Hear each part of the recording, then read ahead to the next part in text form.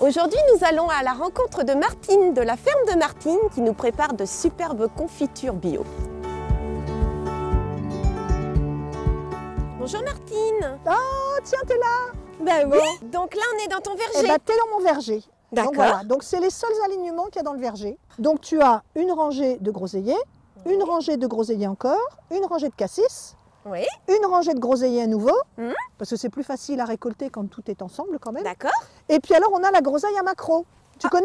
Non, c'est quoi ça? Groseille à macro, ben regarde. C'est une petite mère bien sympathique avec des grandes épines. Regarde ça. Ah oui, sympathique, Tu vois sympathique. Ben oui, sympathique, Ok. sympathique avec ses grandes épines. Ouais. Mais alors, au lieu de pousser en grappe, c'est des gros fruits, un petit peu comme des cerises, D'accord. tu vois, qui poussent comme ça éparpillés, donc ça se mérite, et ils ont une saveur extraordinaire.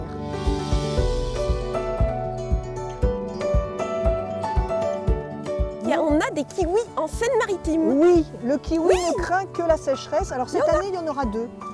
D'accord. 3, pardon, il y en a un là-bas. Ah, Mais d'habitude, j'ai une cinquantaine de kilos. Ben donc voilà, là, Martine, on est dans ton laboratoire de absolument. transformation, Bienvenue Et- chez moi. ta petite boutique. Donc qu'est-ce que tu as vraiment en ce moment? Les fruits de printemps, du début de printemps, ils ont été dévalisés. Il n'y a plus de cassis, il n'y a plus de mûres, il n'y a plus de framboises. Voilà, tout ça, ça a été vendu. Donc, il reste les fruits d'automne. Alors maintenant, on va cuisiner une petite gelée de pommes avec Martine.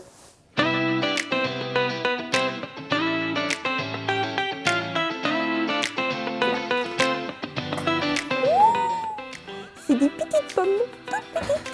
Alors, première étape, on va découper les pommes. Comme il va falloir qu'on les passe en extraction pour faire du jus, il faut Ouais. qu'on les coupe en morceaux. Parce que si elles sont grosses, elles ne vont pas faire de jus. Alors Martine, qu'est-ce qu'on fait avec ces belles pommes? Et bien maintenant, on va les mettre dans l'extracteur. Donc, c'est un extracteur à vapeur. D'accord. C'est un genre couscoussier. Mhm. La vapeur va sortir le jus des pommes. On va récupérer le jus. Avec notre jus, on va faire notre gelée. Là, par contre, on pourrait pas le boire. Bah, il en n'est jus de pomme. pas savoureux.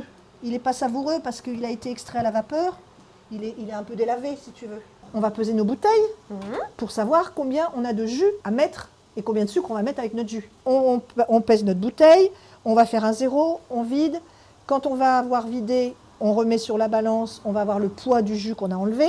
Ensuite, on va calculer combien de sucre il nous faut.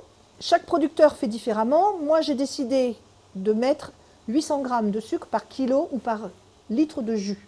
Tout simplement parce que après je joue sur mon temps de cuisson. Ouh, la bonne gelée! Ça sent super bon. Ah, mais c'est chez mamie quand on touillait la casserole, montait sur une chaise, et qu'après, à la fin, on avait le droit de passer le doigt dans le fond de la casserole, et qu'on avait la tartine avec la mousse. Ah oui, avec la mousse. Ah ouais. C'était trop Voilà. bon ça. Mais pour moi, c'est ça tous les jours.